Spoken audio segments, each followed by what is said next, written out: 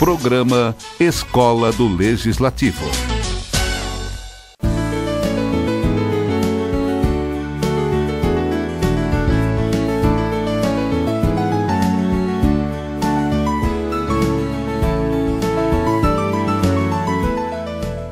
Bom dia a todos e a todas, né? É um prazer imenso estar aqui com vocês, não como uma palestrante, né? Mas como uma colega de trabalho, já que eu compartilho, né, com vários e várias de vocês os espaços dessa casa.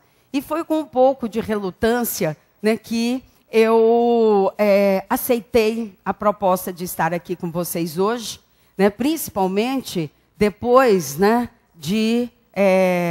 do professor Figueira, né, nos dar essa bela aula, né, de democracia legislativa. Então, Eli e Ezequias, vocês estão me devendo essa, né? Porque depois dele eu acredito, né, que não haveria o mesmo brilho com o qual ele nos apresentou, né, a sua palestra. Então, quero, né, pedir, né, de antemão desculpas, né, caso a gente não consiga atingir também os objetivos propostos pela, né, escola, em falar, né, com vocês acerca da origem do Poder Legislativo. Né? Inclusive, quando a escola do Legislativo, né, ela vingou, né, pelo menos, né, nessa gestão na Câmara Municipal de Uberlândia, foi com muita, né, satisfação que eu compartilhei, né, do nascimento dessa escola. Enquanto outras cidades do porte de Uberlândia, ou ainda, né, menor que Uberlândia, já tem um histórico da escola legislativa, somente agora foi possível, né, nós vivenciarmos essa discussão que tem como objetivo, né, não só, né, eu ouvi muito ontem, anteontem, mas hoje também, né, a questão da profissionalização, não só, né, da Câmara, mas também de todo o corpo, né, que serve ao poder, né, legislativo.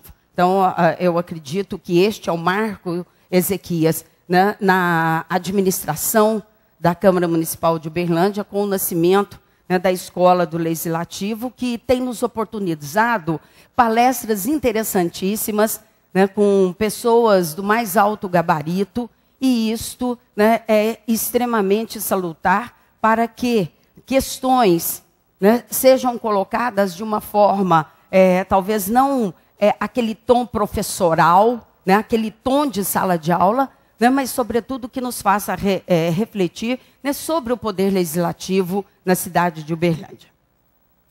Colocado essas questões iniciais, nós vamos retroceder no tempo e no espaço, né, no sentido de fazermos um resgate histórico das câmaras municipais no Brasil e, sobretudo, em Portugal. Nós vamos lá na Idade Média, que é a origem, né, onde nascem as câmaras municipais. Essas câmaras municipais, né, elas têm, né, dos três poderes, a Câmara Municipal é o poder mais antigo que nós conhecemos na história da humanidade. Inclusive, a figura do vereador, edil, né, nasce em Roma. A edilidade, ela é, né, romana antes de Cristo. Então, nós temos, né, um papel central na figura, né, dos chamados edis. E com o passar do tempo, né, aperfeiçoou-se, né, a forma como os edis trabalhavam não só em Roma, como também durante todo o período feudal, e concretiza-se no poder, né, legislativo que nós temos hoje no Brasil, né, que nasce em pleno século, né, 19, aliás, 18 para o 19, com a tripartição dos poderes, legislativo, executivo, né, e judiciário.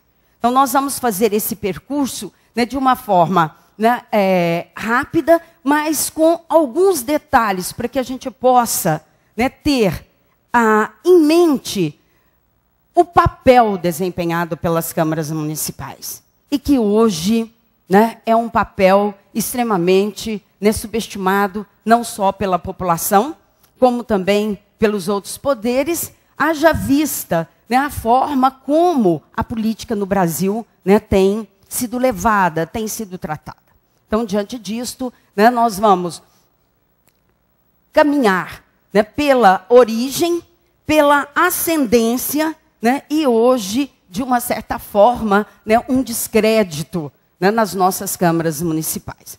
Para isso, a Eli distribuiu a vocês um material, né, que é um material com um conteúdo eminentemente histórico, mas nós vamos também, né, discutir algumas questões políticas, né, que envolvem, né, o nascimento, o apogeu e um certo declínio das câmaras municipais, né, no Brasil e também no mundo, né, como os Estados Unidos, França, né, Suíça, que têm, né, as suas assembleias legislativas municipais e que funcionam mais ou menos, né, da mesma forma que é no Brasil, né, guardadas as devidas proporções e as diferenças, né, que nós temos de país para país. Mas o importante é que a gente possa percorrer essa trajetória histórica, né, no sentido, né, de apreender, né, o poder que as câmaras municipais, né, tiveram no passado.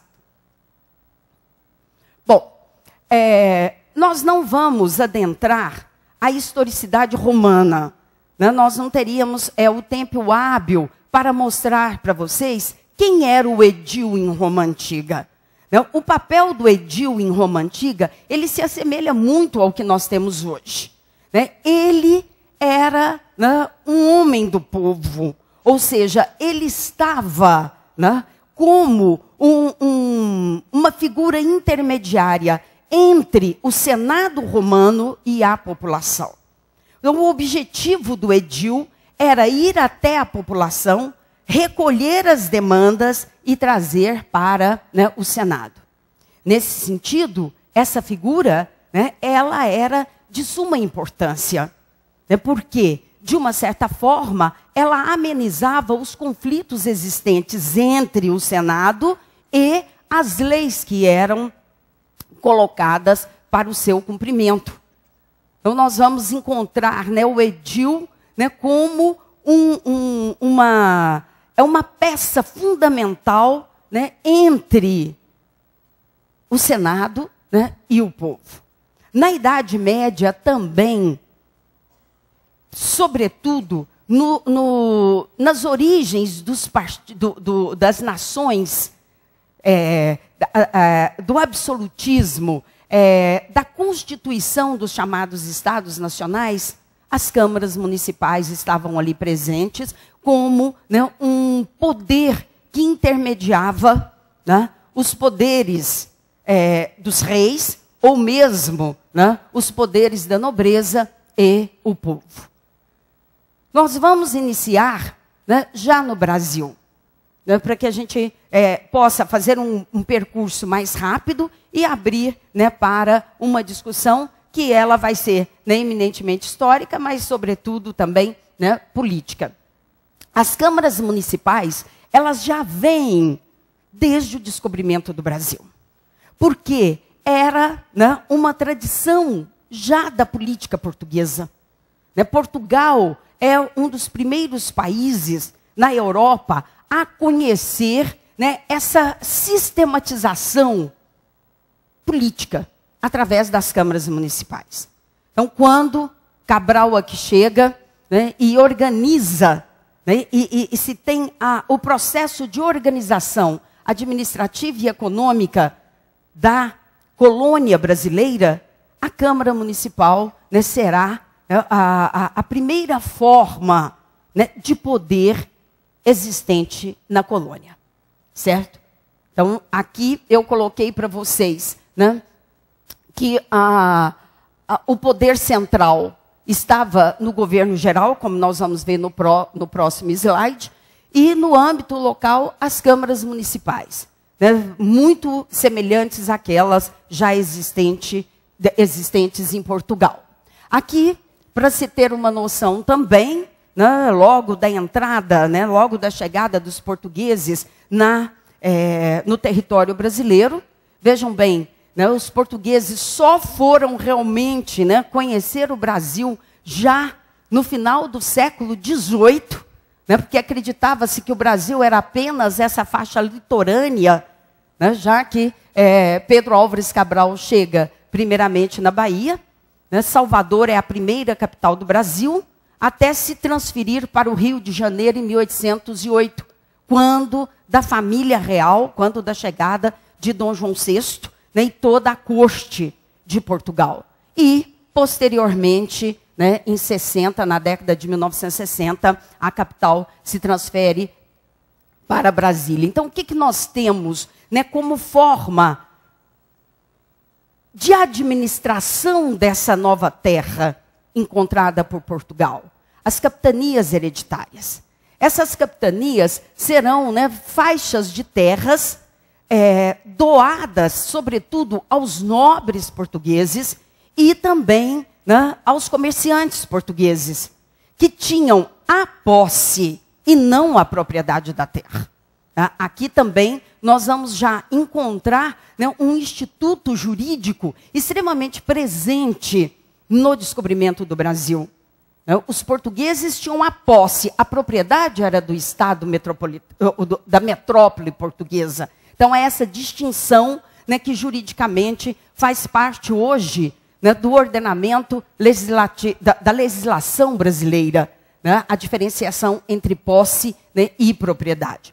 Na realidade, esses capitães donatários, né, eles foram os primeiros a desbravarem, né, as terras brasileiras, através, né, de mecanismos muitas vezes próprios, né, cada um dos donatários tinha uma forma de legislação, muitas vezes, né, específica para aquela área geográfica, né, haja vista, né, a extensão territorial, né, do Brasil. Então, eles chegavam a ser, né, esses governadores gerais ou, né, esses capitães gerais, chegavam, né, a acumular todos os poderes de centralização, né, nas suas mãos.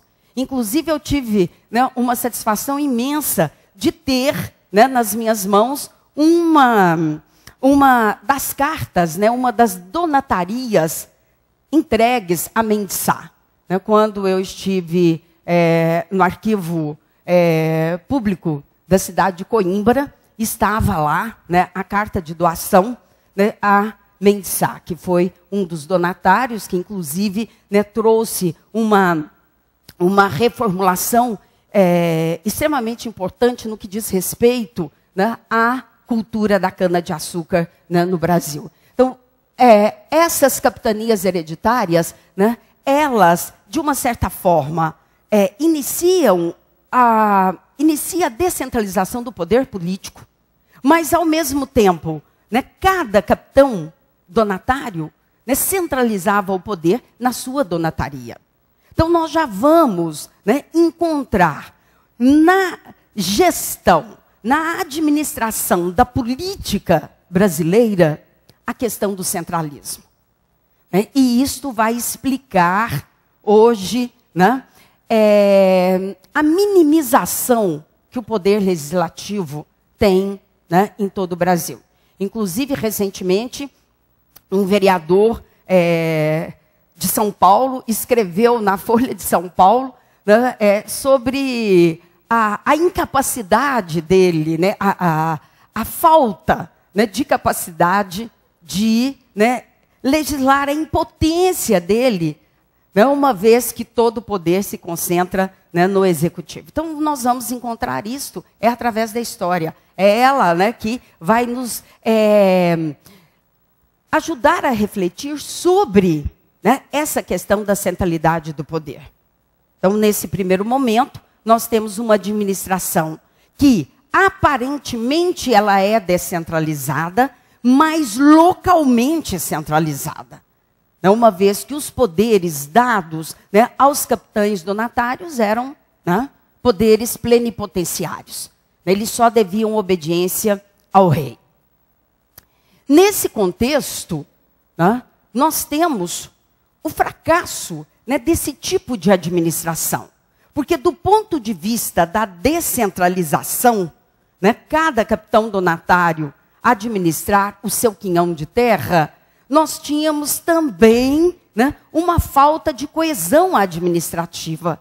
Né? Não havia uma unificação, inclusive, da legislação que era aplicada no Brasil, já que, né, cada capitão donatário tinha, né, a sua própria concepção de administração. O fracasso das capitanias hereditárias vai levar, né, à criação das câmaras municipais no Brasil, certo?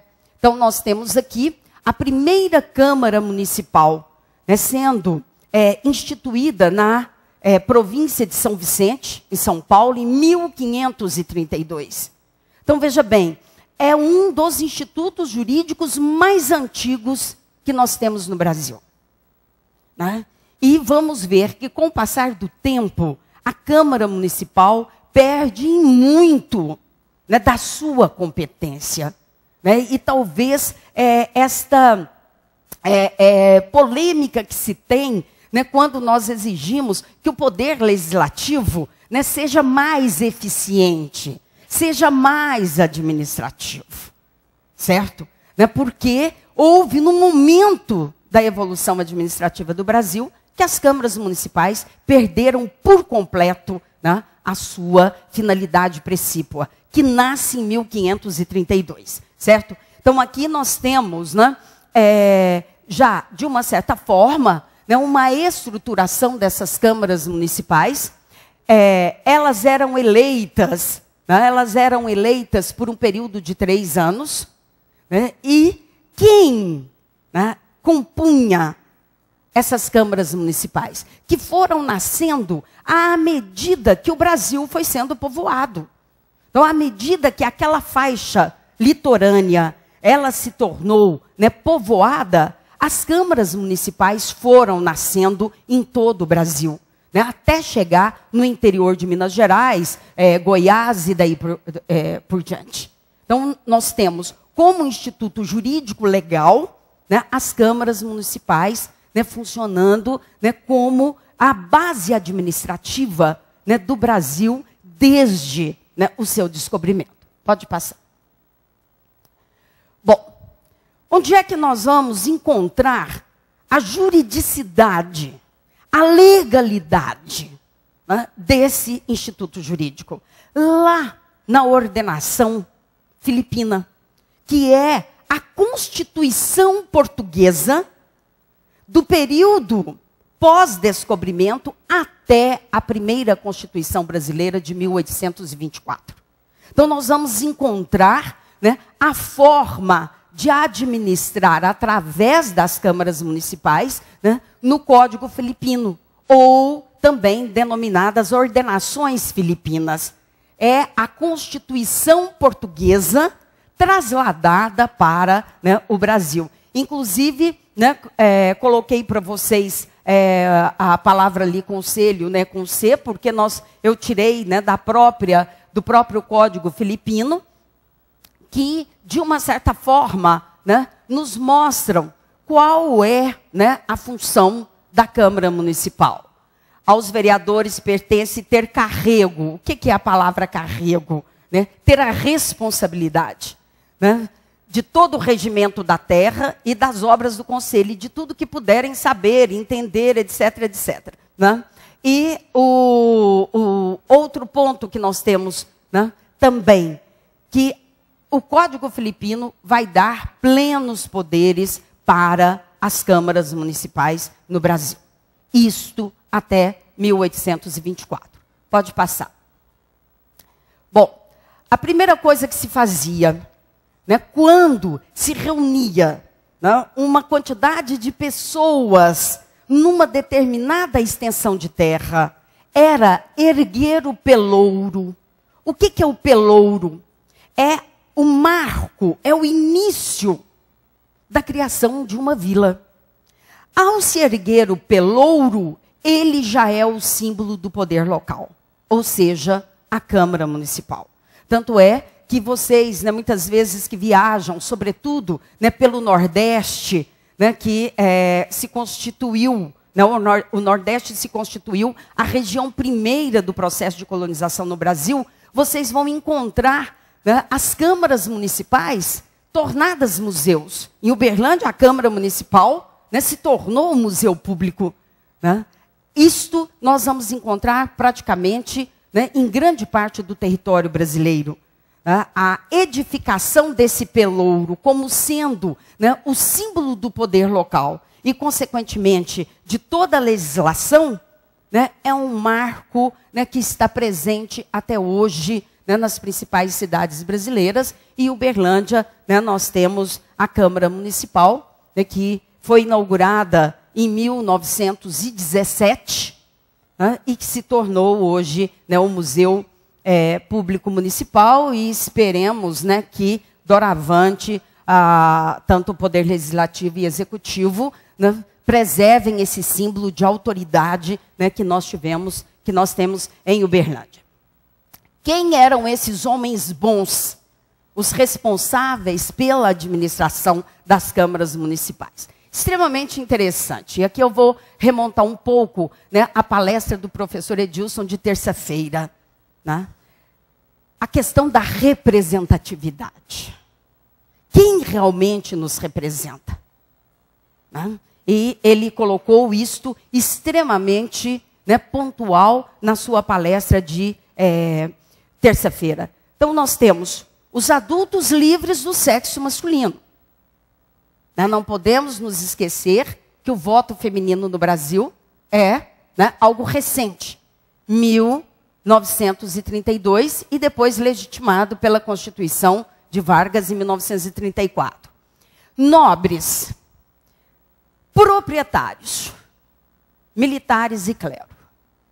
Então, esta, né, era a definição do que se tinha, né, dos chamados homens bons, ou seja, aqueles com a capacidade, né, de administrar um quinhão de terra.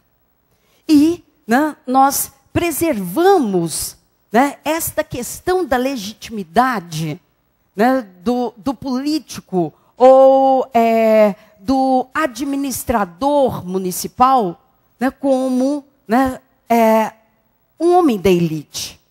Isto até a Constituição de 1891. Né, porque, né, durante quase 4 séculos de colonização portuguesa, o que nós temos é essa centralidade, né, do poder nas mãos dos chamados homens bons. Pode passar. Bom, antes de adentrarmos na Constituição de 1824, vejam bem que eu estou aqui, né, pode às vezes até ser um pouco cansativo esse percurso histórico, mas ele é imprescindível para, né, que nós reflitamos sobre o papel, né, do poder político no Brasil. Eu escuto, né, muitas vezes as pessoas dizendo, já que as câmaras municipais do Brasil, né, são meros apêndices, é isso que eu escuto, apêndice do poder executivo, por que não exterminá-las? Né? Então nós temos que retomar a história, né, para se entender, né, que embora o poder das câmaras municipais tenham diminuído substancialmente ao longo dos séculos no Brasil, né, ela constitui, né, um dos símbolos de participação direta da população, né, na política brasileira. Certo? O que eu acredito que nós teríamos que fazer, né, a partir, né, eu acho que isso já deveria ter sido feito, embora a Constituição de 1988 vai dar plenos poderes, né, no âmbito do município ao município, mas nós não conseguimos ainda desatrelar, né, esta união entre o executivo e o legislativo. As câmaras municipais no Brasil, gente, para vocês terem uma ideia, até 1824, elas tinham poder de vida e morte. Elas julgavam. O poder judiciário, né, estava dentro da Câmara Municipal. Ela fazia as leis, tanto as leis administrativas, como as próprias leis judiciais. Né, dado o poder, né, que os os conselhos municipais tiveram, né, ao longo desses 3 séculos de colonização, né, portuguesa na América. Né, se nós entrássemos aqui em detalhes, né, eu poderia mostrar para vocês, né, por exemplo, algumas leis emanadas das câmaras municipais mais velhas do Brasil. No caso, São Vicente, né, que nós temos uma legislação que foi recuperada, né, graças às novas tecnologias de microfilmagem, né, de restauração da documentação que essas câmaras municipais produziram. Né, Salvador, São Paulo, né, as leis, desde, por exemplo, né, a forma como seria cumprida a pena de morte, né, porque o Brasil, né, na tradição jurisprudencial portuguesa, instituiu a pena de morte até 1891. Né? A Câmara, né, ela tinha esse poder, né, de não só julgar, como também executar o indivíduo. Nós não podemos esquecer, a tripartição dos poderes é algo recente, tá? É do século XIX. Então não havia um poder judiciário, certo? Então, a quem competia o julgamento? Era muito comum também, junto à construção do pelouro, à construção, né, da edificação da Câmara, se construir no fundo a cadeia. É o que nós vamos encontrar também nas várias cidades do Nordeste. Né? Você visita a Câmara Municipal, que se tornou um museu, depois você visita a cadeia, que também se tornou, né, um museu. Porque do julgamento na Câmara Municipal, o indivíduo já era, né, levado diretamente à cadeia. Então, esse era um poder, né, extremamente centralizado nas mãos dos homens bons. Então, a legislação ia desde, né, como deveria ser cortada a carne e vendida avulsa, né, até, né, a penalidade que o indivíduo que tenha praticado um ilícito teria, né, como apenamento. Então, para vocês verem, né, o poder dessas câmaras municipais. Acontece que em 1808, na disputa pela hegemonia na Europa, a França invade Portugal, através, né, de Napoleão Bonaparte. Ao invadir Portugal, a corte portuguesa, sob a tutela da Inglaterra, vem para o Brasil. E o Brasil será o único país no continente americano a ter um rei. É algo, né, que para os historiadores, né, para os cientistas políticos, né, isto faz uma diferença imensa na forma de entender a política brasileira. Veja bem, enquanto a Espanha colonizou toda a América do Sul, excetuando o Brasil, a América Central, do México para baixo, a Inglaterra, os Estados Unidos, nenhum desses reis pisaram, né, em solo americano. Somente o Brasil. Inclusive, né, alguns liberais do século XIX, né, diziam que o Brasil era uma nação esdrúxula, né, se comparada a todas as nações do continente americano. Dom João vem em 1808, instala a corte portuguesa no Brasil, né, e isto muda tudo. Né? Muda tudo. Inclusive a própria capital da República, que era em Salvador. A corte não se adaptou ao clima tropical de Salvador. E Dom João, né, navega até o Rio de Janeiro, onde ele encontra um clima propício, né, ao clima de Portugal, e instala ali o Império Brasileiro. Aproximadamente, de acordo com os registros históricos, 15 mil pessoas vieram, né, com Dom João VI. Então vocês imaginem, nós estamos agora, né, com o poder central em terras brasileiras. Esse poder central é que irá administrar o país. A Constituição de 1824 vai nos mostrar como o poder das câmaras municipais foram, né, reduzidos, porque o rei estava no Brasil. A centralização competiria, né, a ele. A independência feita em 1822 e a primeira Constituição brasileira de 1824.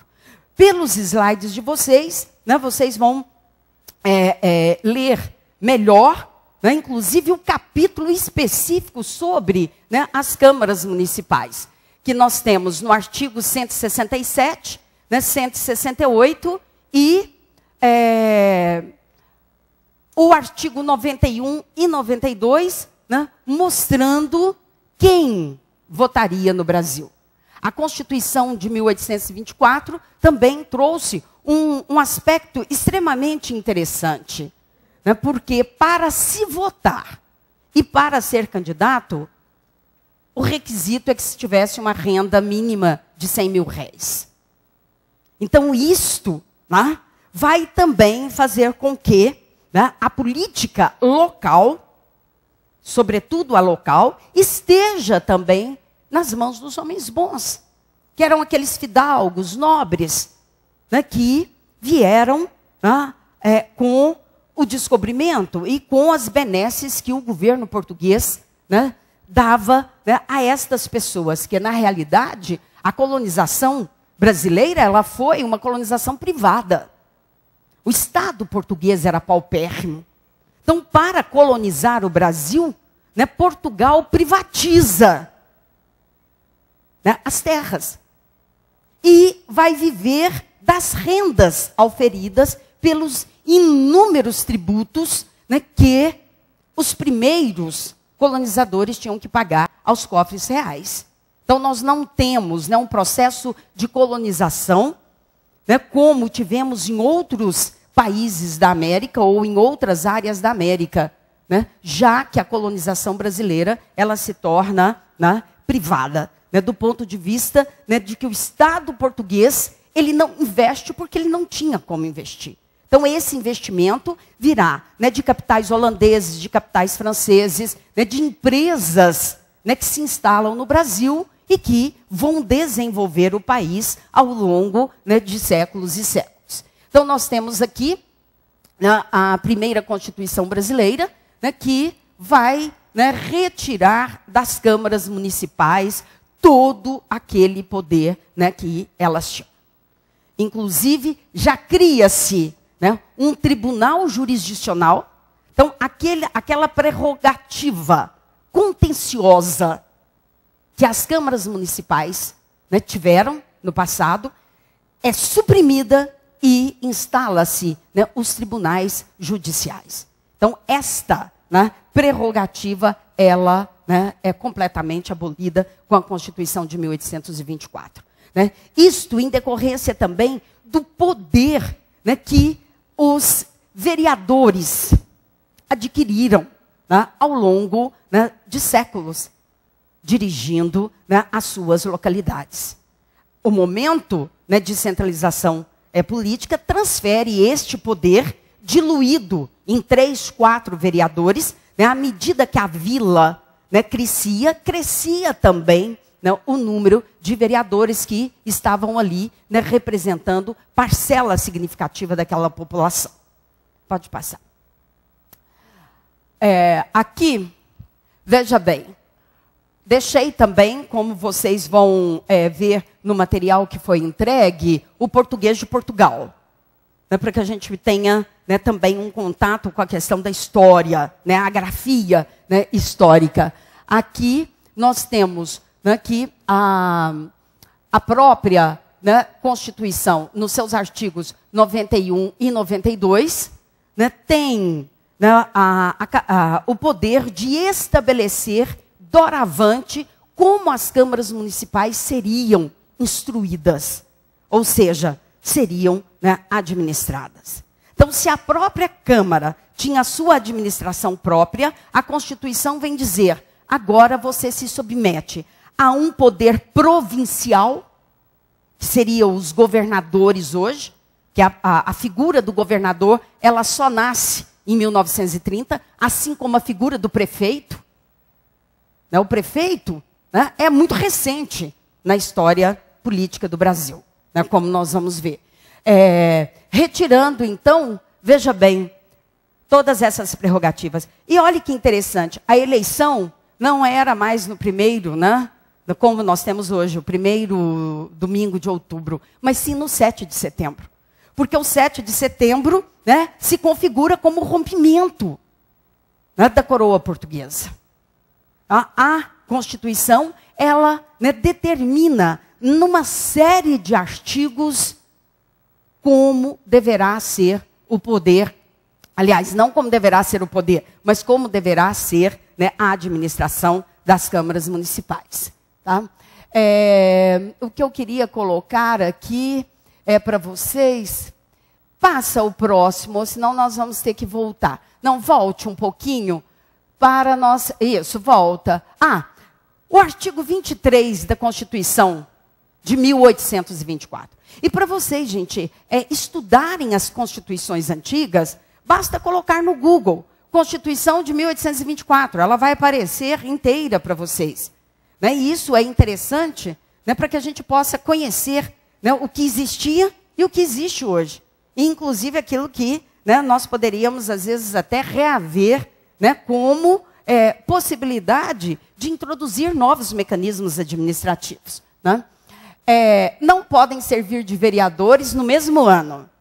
Aqui nós estamos usando o português de 1824. Né? E na mesma cidade ou vila, pai e filho, irmãos ou cunhados, né, que já se estabelece aqui, né, uma hierarquia, né, em relação a quem deveria, né, caber a gestão das vilas e das cidades, impedindo, né, que familiares, quer sejam eles consanguíneos ou colaterais, ou, né, por afinidade, né, tivesse possibilidade, né, de todos serem ao mesmo tempo vereadores. Então, veja bem, esta já é uma introdução feita exatamente, né, para minimizar o poder que as câmaras municipais, né, tiveram no passado. Passa a outra, que... Não. Antes dessa, antes da outra, que nós temos também algo extremamente interessante que eu gostaria de comentar com vocês,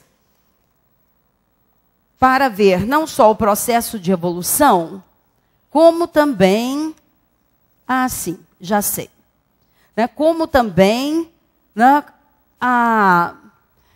no artigo 24, antes desta, a próxima. Não, a próxima.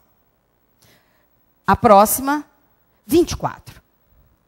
As câmaras municipais são corporações meramente administrativas.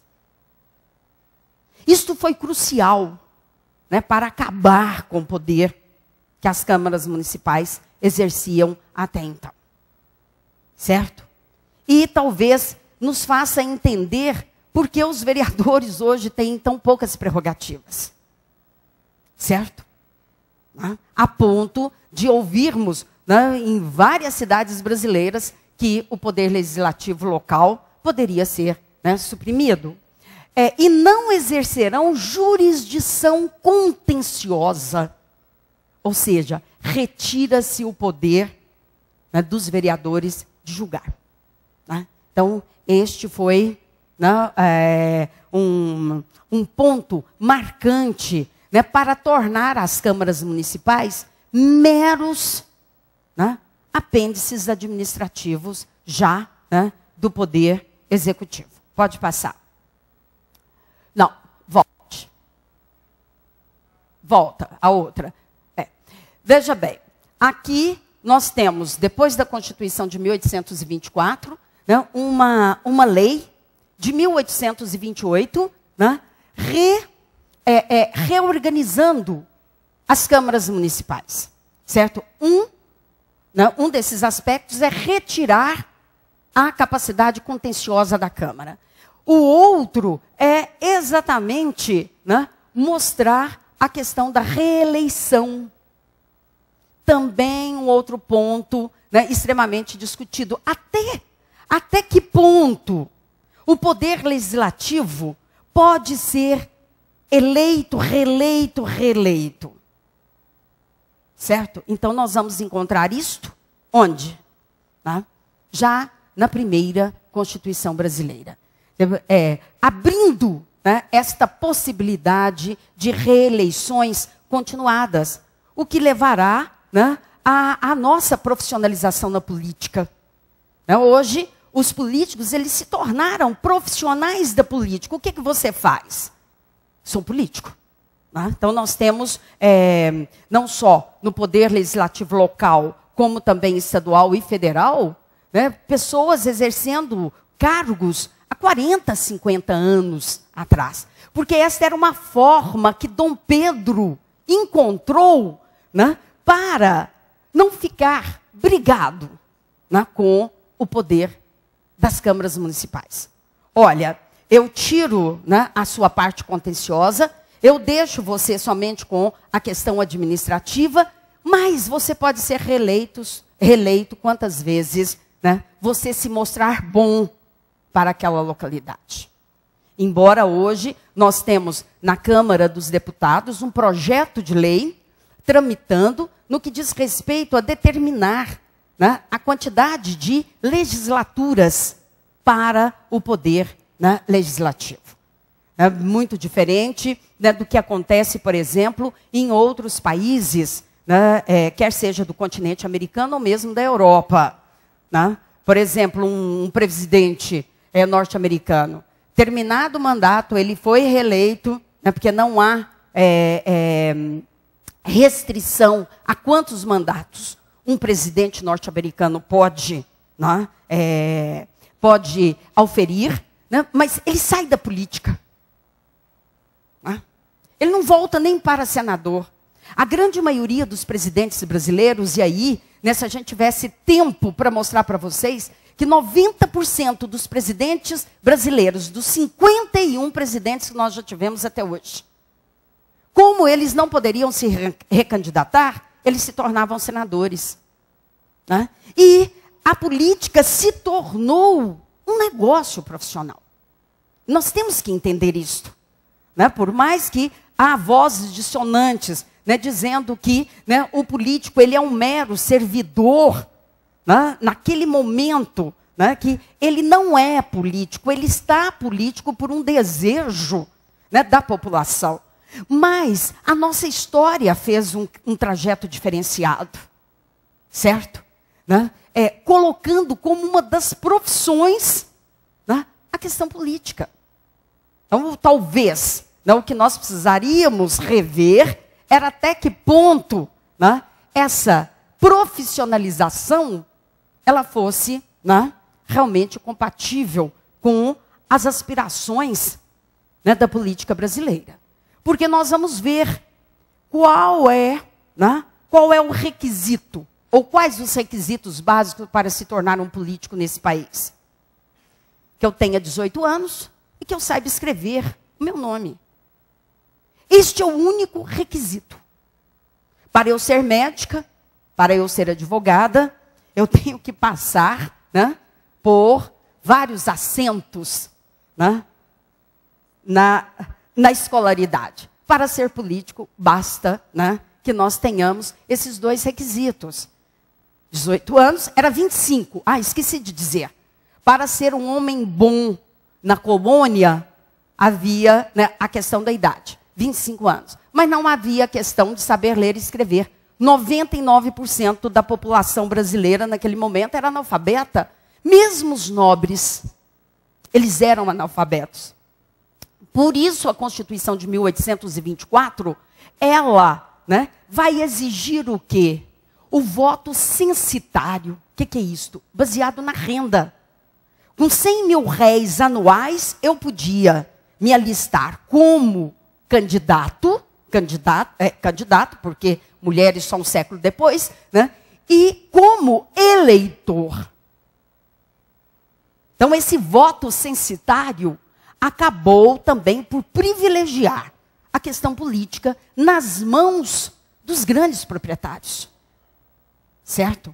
Então nós precisamos entender, né, todo esse passado para que a gente possa, né, caminhar em termos de uma reflexão para a política que nós queremos nesse país, seja ela local, estadual ou, né, nacional. Então, essa barganha feita por Dom Pedro I, né, olha, eu vou tirar os poderes de vocês, mas vocês continuem, né, se reelegendo, né, é uma benesse, certo? E que nós temos até hoje. E que quando, né, se toca neste assunto do limite, né, de quantos mandatos eu posso cumprir, né, o poder legislativo, ele arrepia. Né? Mas em decorrência, né, exatamente dessa característica peculiar, né, da política brasileira. Né? Nós tivemos grandes estadistas. Por exemplo, vamos pensar num estadista do porte de François Mitterrand, na França. Ele cumpriu, né, a função dele de presidente, acabou. Ele não tem que voltar, né, novamente, né, a outros patamares políticos. Né? Ele vai ser um representante do Estado francês, né, porque, né, esses países tomaram uma condução diferenciada da política brasileira. Então, já que a política brasileira, né, ela vem se afirmando nessa profissionalização, nós vamos ter que exigir, né, mais profissionalização, né, dos nossos políticos. Né? E aí, sem nenhum sentido pejorativo. O que você faz? Sou político. Eu acho que isso tem que soar com muito orgulho. Né? Por quê? Porque a pessoa se prepara. Nós não temos um curso de formação de vereadores, de governadores. O único requisito é esse. Né, para ser presidente da República, precisa ter 35 anos. Para ser deputado federal, né, 30 anos. São os únicos requisitos. Certo? Há uma forma de eu me formar em vereador? Absolutamente. Né? A partir daí, então, o que nós teremos que fazer? Exigir, né, a profissionalização. Né? Já que não há, né, possibilidade de nós termos, né, pelo menos por enquanto, né, um limite para o poder legislativo. Para o poder executivo, sim. Né? Com a emenda número 16, Fernando Henrique foi reeleito, Lula e, né, talvez a próxima presidência. Então, vamos lá. Bom, não satisfeito, em 1834, veja bem, nós tivemos uma outra lei restringindo mais ainda o poder das câmaras municipais. Vocês imaginem o tumulto, né, que isto causou. Né? Nós estamos, né, na criação de Uberlândia. O primeiro entrante chega em 1819. Nós ainda não temos uma Câmara Municipal em 1834. Né? Mas já começamos um esboço de uma vila, né, que vai se tornar, né, autônoma. E quando se instala a primeira Câmara Municipal, em 1892. Então, veja bem, houve uma centralização nas mãos da coroa portuguesa, né, através do rei no Brasil. Pedro I, Pedro II. Então, nós vamos encontrar, ao longo da história, várias leis suprimindo cada vez mais o poder, né, local das câmaras. Pode passar. Dá um clique lá para mim, fazendo favor.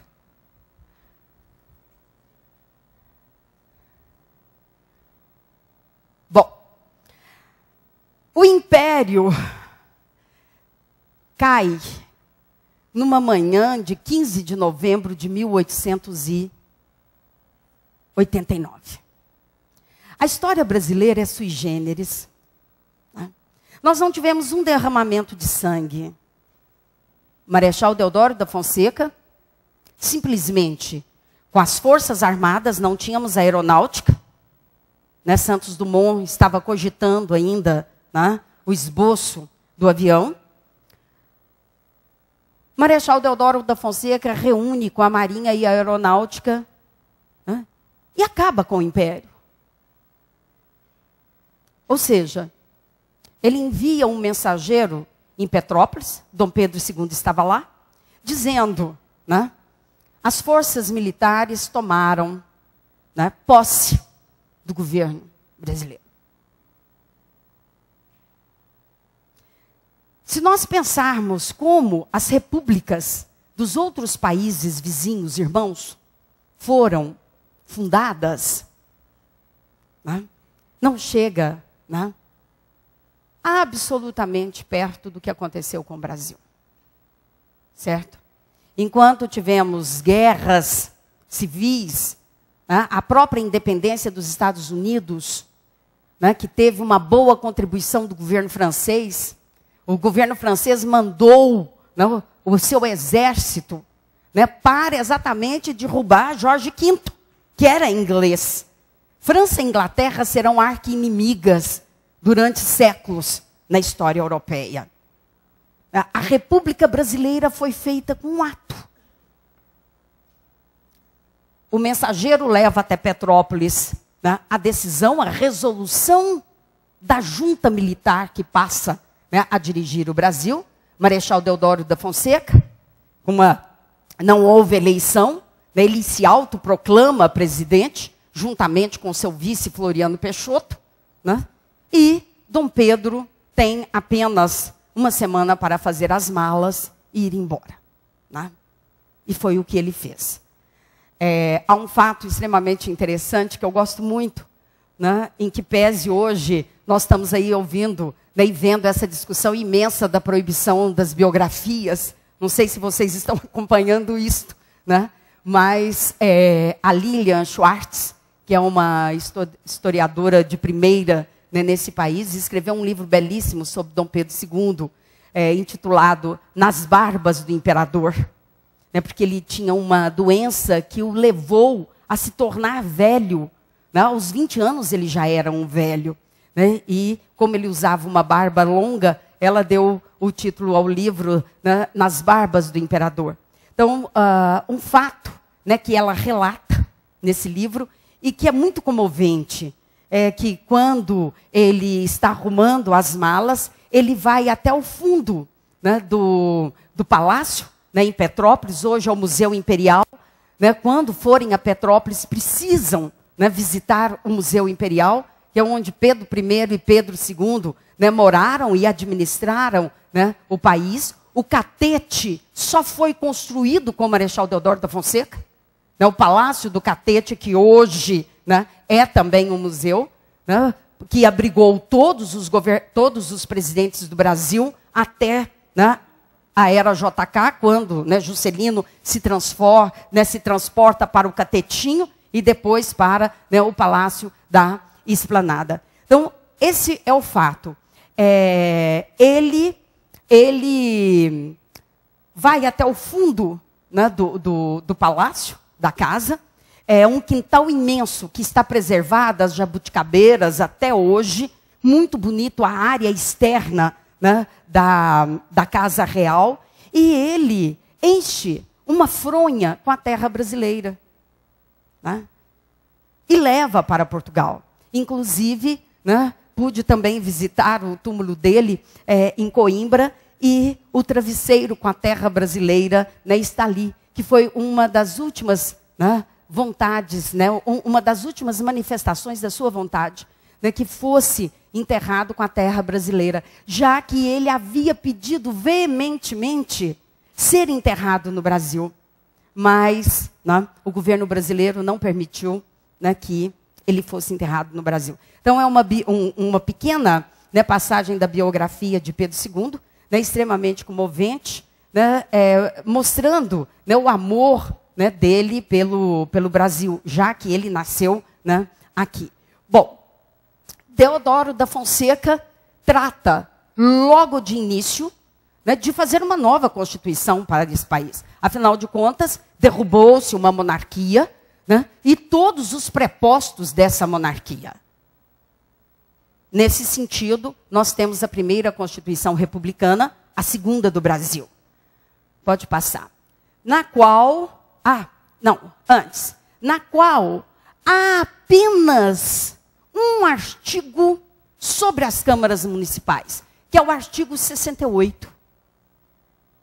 Não há absolutamente mais nenhuma linha sobre como as câmaras municipais deveriam ser administradas. Então, prevaleceu, né, aquilo que já estava na Constituição de 1824. Ou seja, as câmaras municipais seriam, né, meros né, instrumentos administrativos. Já é para eu terminar? Não, já estou terminando. Ah, não, ainda dá mais um tempinho, tá? Bom, não, volte. O artigo 68, os estados, organização de forma que fique assegurada também o português ainda arcaico, né? Que se respeite a autonomia dos municípios. Apenas isto. Ficou muito lacônico. Não? O que o município pode fazer? Tá? Na realidade, até 1930, o município se tornou um mero apêndice, na tradição da própria Constituição de 1824. Os vereadores continuaram sendo eleitos, aí pelo voto já popular. A Constituição de 1891 suprime, né, a qualificação econômica, né, porque para votar e ser eleito tinha que ter uma renda, né, de 100 mil réis, para cargos locais, né, para o Senado já era 400 mil réis, né, o que vai, né, elevar cada vez mais a distância, né, entre a política e, né, o povo. A Constituição de 1891 abole esse requisito. Mas, na realidade, as câmaras municipais, elas vão continuar, né, nas mãos, né, daquelas pessoas que, de uma certa forma, né, já estavam inseridas na política local.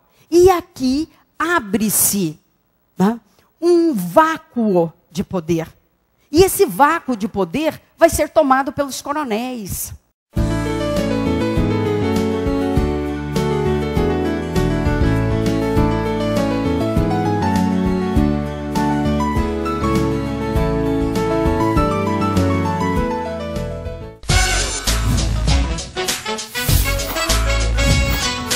Programa Escola do Legislativo.